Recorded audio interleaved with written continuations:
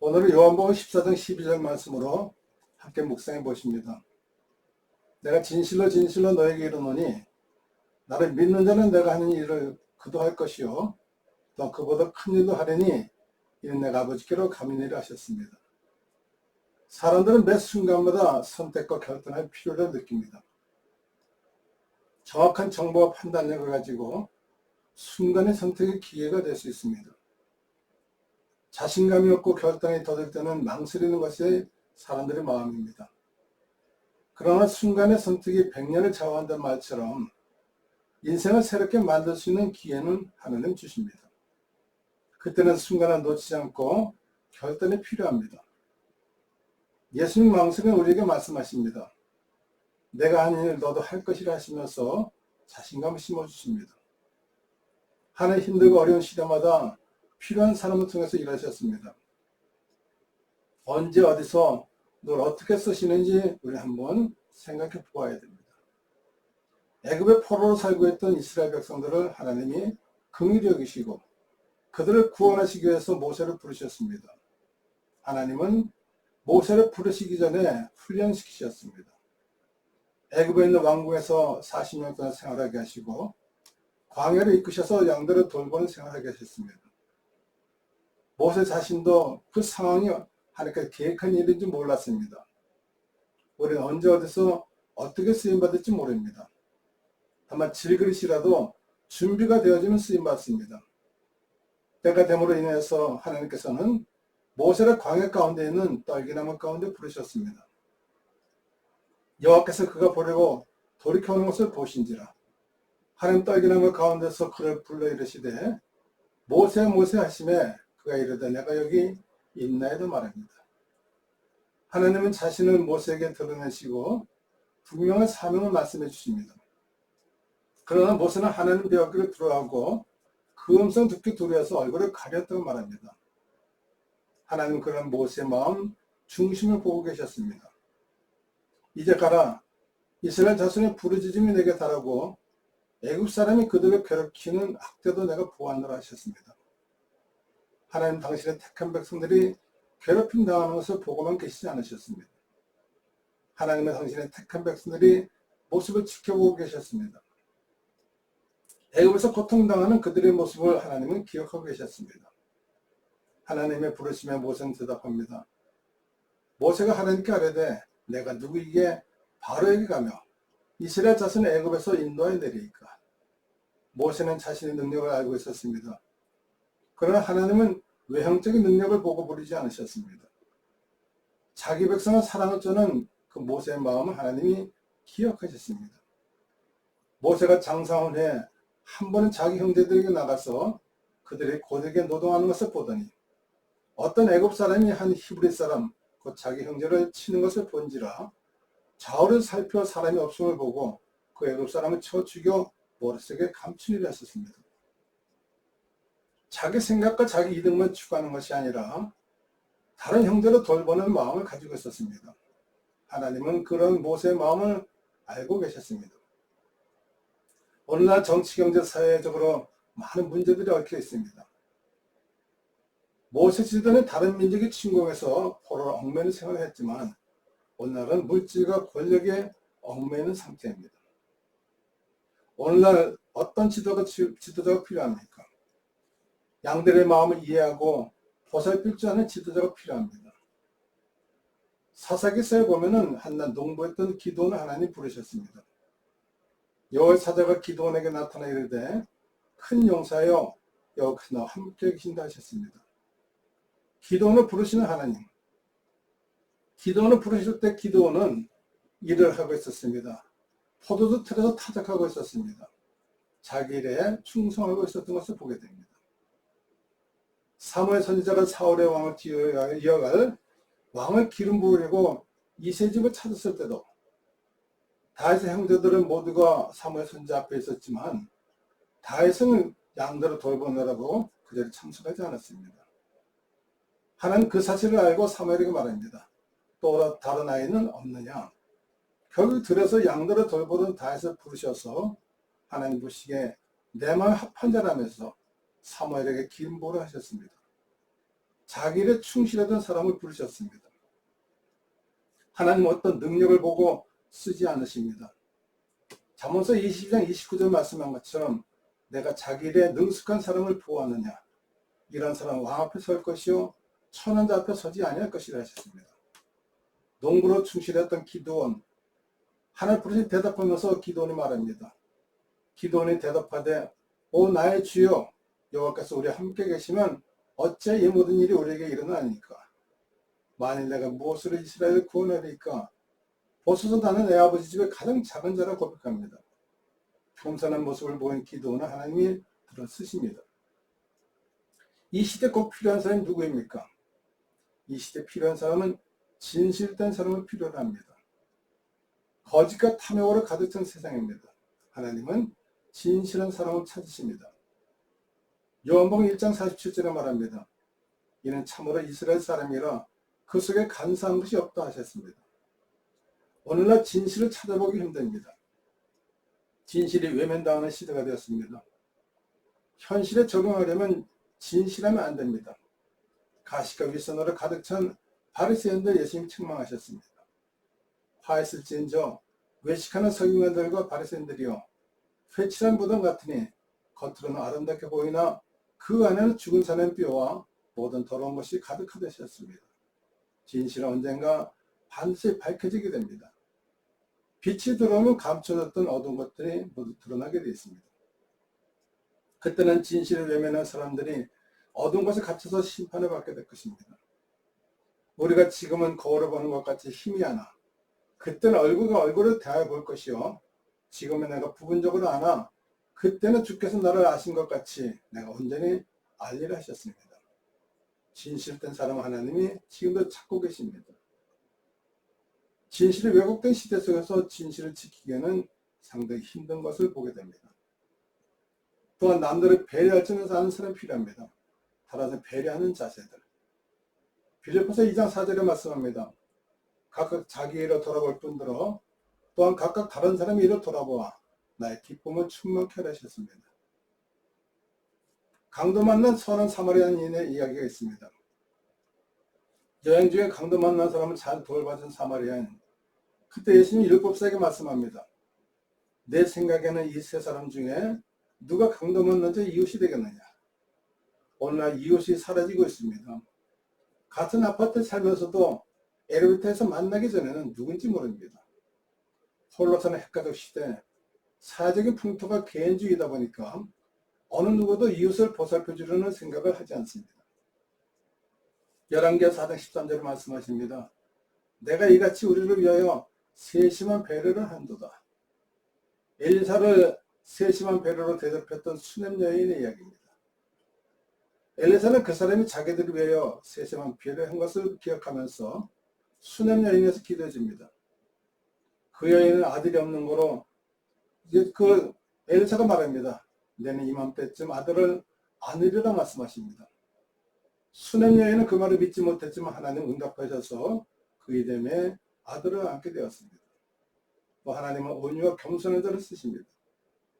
나 잘난 맛에 산다는 사람이 있습니다. 그러나 하나님의 말씀하시면 겸손에 순종하는 사람이 필요합니다. 자기 생각대로 자기 마음대로 행동하는 것이 아니라 자기밖에 모르는 이기적인 사람이 아니라 하나님은 하나님 뜻에 맞게끔 순종하는 자를 필요로 하십니다. 타락한 백성들을 심판하기 위해서 하나님은 노아를 택하셨습니다. 노아는 당대의 의로운 자를 하셨습니다. 온유한 자를 하셨습니다. 하나님 그 노아에게 아라랏산에 방주를 만들라고 지시했습니다. 세상 이치로는 말도 되지 않습니다. 그러나 노아는 110년 동안 의심치 않고 방주를 만들었습니다. 겸손한 마음으로 순종했던 것입니다. 하나님은 교만한 자를 물리치고 겸손한 자를 찾으십니다. 언제 하나님 우리를 부르십니까? 성령의 감동하신 따라 부르십니다. 세상 사람들 행동을 보시고 하나님은 또한 여러 가지 계획과 섭리를 말씀해 주셨습니다.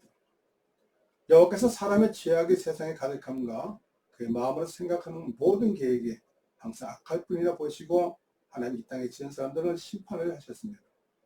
그 땅에 사람 지으시면 한탄하시고 근심했다 하셨습니다.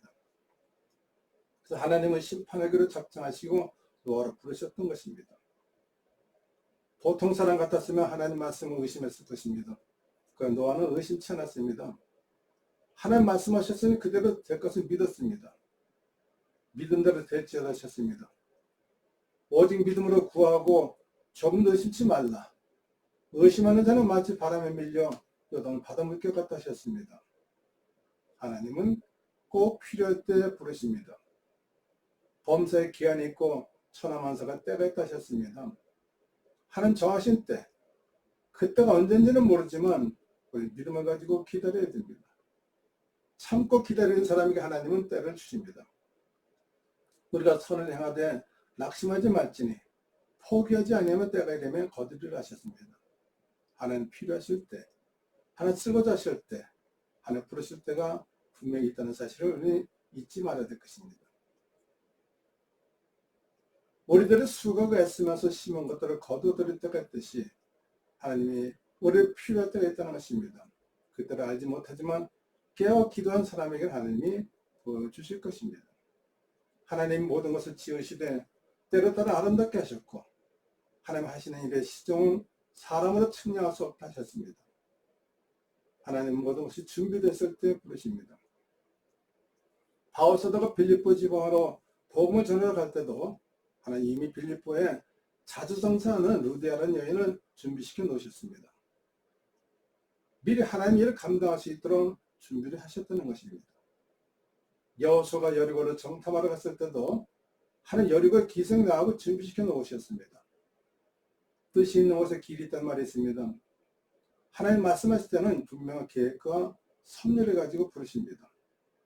나의 부족함과 연약함 아시는 하나님이지만 모세가 고백하기를 나는 말할지도 모르고 출발할지도 모른다 하셨습니다. 그러나 하나님 모세에게 말씀하시기를 내 곁에는 아론과 홀이 있지 않느냐. 아론과 홀을 붙여주면서 사명 감당하도록 만들어주셨습니다. 그럼 하나님 어떻게 부르십니까? 우리가 믿을 때 하나님은 부르십니다. 누가복음 19장 5절에 삭개오 이야기했습니다. 삭개오야 속히 내려오라. 내가 오늘 내 집에 유하여 하겠다 하셨습니다. 오늘 이 집이 구원에 이르렀다 하시면서 삭개오를 칭찬하시고 구원시켜 주셨습니다. 예수님의 부르심을 믿고 인정한 사람에게 하나님은 성령으로 불러주십니다. 내가 믿고 구한 것은 받은 줄을 믿으라 하셨습니다. 하나님 믿을 때 하나님 우리를 부르고 계십니다. 오직 성령의 능력으로 우리를 부르십니다. 사도행전 1장 8절에 오직 성령이 너에게 임하시면 권능을 받고 하나님이 쓰신다 하셨습니다. 천국은 침노한 자의 것이라 합니다. 하나님 성령으로 우리를 부르십니다. 성령의 감동으로 우리를 하나님 뜻을 받들어 나가게 하나님 음성을 듣게 만들어 주십니다. 사무엘상 3장 4절에 여호와께서 사무엘을 부르셨습니다. 어린 사무엘은 엘리 제사장이 부른 줄 알고 엘리를 찾아갑니다. 두 번씩이나 엘리 제사장 찾아갔으나 엘리 제사장의 영적인 눈이 어두워서 하나님 부르신 줄은 몰랐습니다. 결국 세 번째 찾아간 사무엘을 보고 엘리가 말합니다. 엘리가 여호와께 이하에 부르신 줄을 깨닫고 가서 누웠다가 그가 나를 부르시거든 내가 말하기를 여호와의 말씀하옵소서 주의 종이 듣겠나이다 합니다. 하나님이 필요한 말씀을 전하기 위해서 부르십니다. 이 시대에 우리에게 전하고 싶어하는 말씀이 무엇일까? 누가 그 말씀을 대안할 수 있을까? 요나는 하나님이 니느웨에 가서 말씀을 전하라고 명하셨습니다. 너는 일어나 저 큰 성읍 니느웨에 가서 그것을 향하여 외치라. 그 악독이 내 앞에 3달 되었다 하셨습니다. 요나는 니느웨에 가서 듣기 싫은 말씀을 전하기 싫었습니다. 그래서 다시 도망가다가 풍랑이 많아서 고기 뱃속에 3일 동안 갇혀 있었습니다. 다시 하나님은 토연해서 니느웨를 가게 하셔서 하나님 말씀을 선포하게 하십니다. 하나님은 당신의 뜻과 섭리를 깨달을 때까지 두고 계십니다. 그 하나님은 우리 있는 모습 그대로 부르십니다. 내가 처음 그곳에서 부르십니다. 빌립이 너를 부르기 전에 내가 무화과나무 아래 있을 때 보았다 하셨습니다. 하나님 우리 어렸을 때부터 못해서부터 우리를 보고 계십니다. 지켜보고 계시다 때가 되므로 하나님 우리를 부르시는 것입니다. 내가 너를 지명을 불렀느니 너는 내가 싫어 두려워하지 말라고 이사야서 43장 1절에 말합니다. 그 하나님은 어디서 부르십니까? 내가 서 있는 그 자리에, 내가 살고 있는 그 삶의 현장에서 부르십니다. 모세는 광야 불꽃 가운데 부르셨고, 다윗은 들에서 양대로 돌보다 부르셨고, 바오서던 다메섹 도상으로 가는 도중에 부르셨습니다. 하나님은 우리가 살고 있는 삶의 현장 터전에서 부르십니다. 그 하나님은 우리를 어둠 가운데 온 세상에 덮여 있는 것을 보고 부르십니다. 너는 세상의 빛과 소금이 되셨습니다. 바로 어둠이 땅 위로 덮을 것이요 깜깜 만민을 가리우려냐 오직 여호와께서 내 위에 임하실 것이며 그 영광이 내 위에 나타내려 하셨습니다. 하나의 어두운 세상 가운데 부르십니다. 거기서 우리의 빛을 발하러 부르십니다. 그러나 왜 우리를 부르셨을까요? 우리에게 주어진 사명을 감당하러 부르셨습니다. 너는 세상의 빛과 소금이라 하셨습니다. 우리의 삶이 빛과 소금입니다. 빛이 어둠과 같이 할 수 없고 소금의 맛을 잃으면 소금 역할을 하지 못합니다. 어두워져가는 세상에 밝히는 빛이 되라 부르시고 썩어져가는 것을 소금 역할을 감당하러 하나님은 우리 부르셨습니다. 만물의 마지막에 갖고 왔으니 그럼 너희는 정신을 차리고 근신하여 기도하라 하셨습니다. 지금은 마지막 때라 하는 시대입니다. 깨어나야 됩니다. 한 음성이 힘해져 갑니다. 그러나 정신 차리고 깨어 기도할 때 하나님은 우리에게 말씀해 주십니다. 그러면 우리는 다른 일과 같이 자지 말고 오직 깨어 정신을 차릴지어다 하셨습니다. 세상의 빛을 바라고 소금의 삶을 감당해야 되는 그리스도인들. 캄캄할수록 반딧불 같은 조그만 불도 어둠을 물리칠 수가 있습니다. 작지만 소중한 반딧불. 인생 한 번 왔다 빈손을 가는 것입니다. 남겨지는 것은 여호와의 이름으로 행한 것들이 남겨집니다. 세상이 어두울수록 극도로 깜깜할 때는 새로운 광명의 아침이 밝아오는 순간이라 합니다. 이제는 하나님의 영광이 드러날 때가 됐습니다. 우리는 할 수 있습니다. 주님 말씀하셨습니다. 나를 믿는 자는 내가 하는 일을 그도 할 것이라 하셨습니다. 하나님은 믿는 백성들입니다. 나는 할 수 없지만 하나님 믿는 믿음으로 모든 일을 감당할 수 있습니다. 지금 어두움 속에서 빛을 발하는 시대가 되어야 됩니다. 믿는 자는 누구든지 빛을 발할 수 있습니다. 주님 말씀하십니다. 할 수 있거든요. 무슨 말이냐? 믿는 자에게는 능치 못한 일이 없으셨습니다. 세상 그 누구도 믿을 만한 대상이 못 됩니다. 오직 믿을 수 있는 것은 하나님밖에 없습니다. 사람은 사랑의 대상이지 믿음의 대상이 아닙니다. 요즘 유행하는 말 가운데 내로남불이라는 얘기가 있습니다. 내가 하면 진실이고 남이 하면 거짓이 되는 세상이 됩니다. 오늘 스스로 기도하면서 자책하면서 하나님 부르심에 합당한 열매를 맺어야 될 줄로 믿습니다. 살아계신 하나님 아버지 감사합니다. 오늘도 저희를 사용하시려고 부르셨습니다. 주어진 사명 감당하는데 부족함을 깨시고 내게 능력적인 자에서 모든 것을 할 수 있다고 고백하는 심령들이 되게 도와주시옵소서. 예수님의 이름으로 간절히 기도드립니다.